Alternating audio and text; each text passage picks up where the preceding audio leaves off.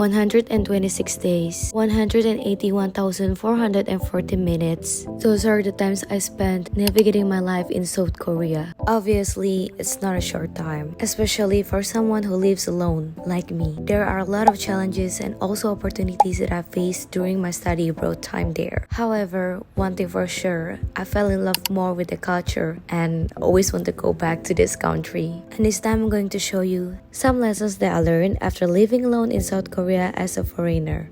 First, Korea taught me that I am stronger than what I believe. Living in a situation where I feel like I'm being overprotected, I cannot believe that I could do a lot of things alone. After being abroad here, I feel like I could done a lot of things like doing my groceries alone, going out to the central city alone, going out at late night, being responsible for all my belongings and also documents, and most importantly, doing my financial things alone. I feel like now I have more courage to do everything independently. Well, I've always been the independent girly, but this lesson taught me to be more confident with myself. Second thing, I have to be more comfortable with my own company. Back then, everywhere I go, I've always got a company, either from a friend or family. But now that I live alone, the only person I could lean into is myself. Even though it's hard and I always get lonely, this lesson taught me to know what I want in life and what I desire to become.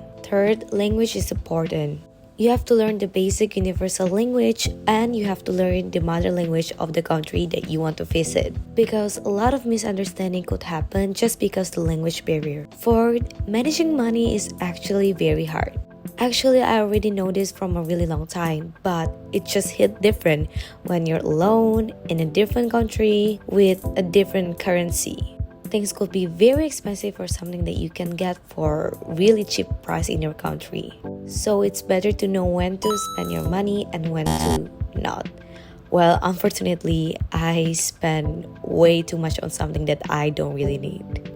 Fifth, even though I'm an ENFP and I'm a true extrovert, there are some times where I need to charge for my social battery. It's also a really hard pill to swallow since I feel like I could talk with strangers hours and hours, get to know them in hours and hours, and be the fun person that people always think I am.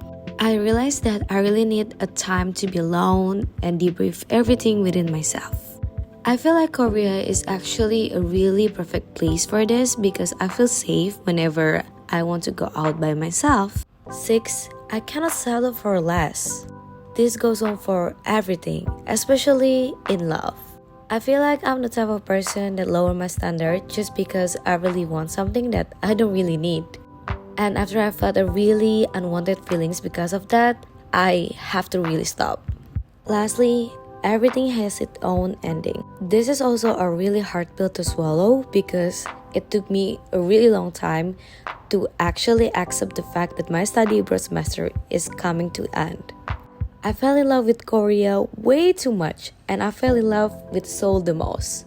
Sometimes I feel like my heart belongs there, but my body is not there anymore. But I always try to cope with the fact that I could go back and this could be a really valuable lesson for my life. I think that's all that I can share with everyone, and I hope that you guys are feeling the same as me.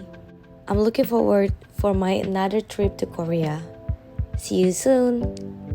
안녕.